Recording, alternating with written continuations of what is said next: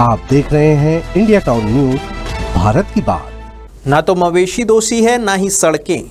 दोष उस लापरवाही का है जो हादसों की वजह बनती है। और अब छत्तीसगढ़ के बालोद में उस लापरवाही पर नकेल कसने की तैयारी शुरू हो चुकी है। नमस्कार, आप देख रहे हैं इंडिया टाउन न्यूज और मैं हूं आपके साथ सुधीर मिश्रा।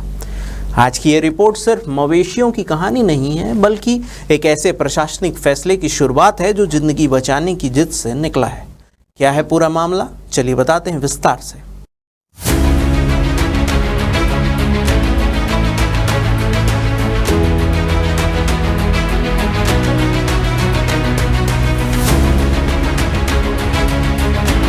बालोद जिले में अब अगर कोई मवेशी सड़क पर बैठा या घूमता हुआ नजर आया तो समझ लीजिए उसके मालिक की मुसीबत तय है।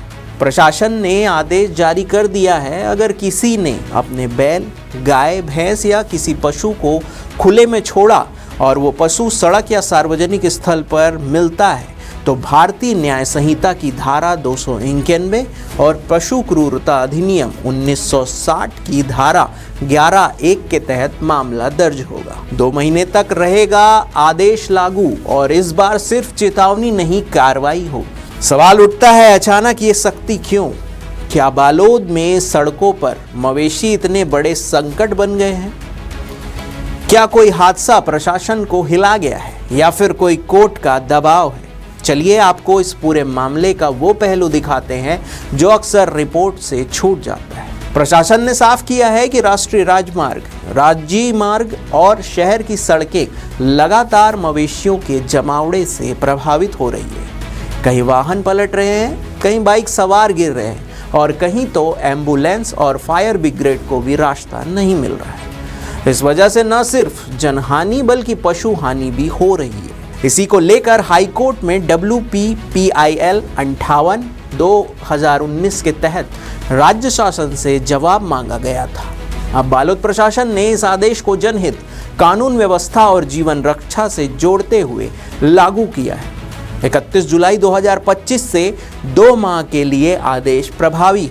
तो अब एक सवाल जो हर गांव और कस्बे में पूछा जाएगा, क्या जिन मवेशियों के मालिक नहीं हैं यानी आवारा पशु, उनका क्या होगा?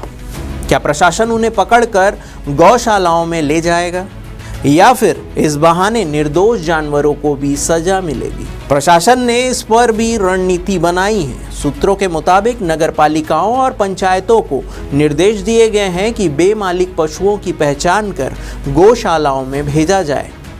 इसके लिए स्थानीय पशु चिकित्सा विभाग और नगर निगम की टीम संयुक्त अभियान चलाएगी। कुछ क्षेत्रों में CCTV सर्विलांस और मोबाइल गश्ती टीम भी तैनात की जाएगी ताकि खुले में घूमते हुए मवेशियों की पहचान कर तुरंत कार्रवाई की जा सके। लेकिन ये आदेश सिर्फ कानून की बात नहीं करता, यह हमारी जिम्मेदारी का आईना भी है। हर मवेशी पालक को सोचना होगा कि गाय भैंस पालना सिर्फ दूध निकालना नहीं होता, उनकी सुरक्षा और नियंत्रण भी पालक की जिम्मेदारी है। और ये भी कि जिस लापरवाही को हम गांव की सहजता कहते हैं, वहीं कई बार किसी की मौत का कारण भी बन जाती है। तो अब सड़क पर मवेशी दिखाई दिए तो समझ लीजिए अब सिर्फ फोटो नहीं खींचेगी, FIR दर्ज होगी। 2 महीने की सख्त निगरानी। हर पशुपालक को अब सजग और जिम्मेदार बनना ही होगा। और यही बदलाव अगर पूरे प्रदेश में आया तो शायद सड़कें भी सुरक्षित होगी और मवेशी भी। इंडिया टाउन न्यूज के लिए ये खबर भेजा है बालोद से हमारे संवाददाता संजय सोनी ने। फिलहाल के लिए इतना ही। मैं हूं सुधीर मिश्रा और आप देख रहे थे इंडिया टाउन न्यूज, भारत की बात। जय हिंद।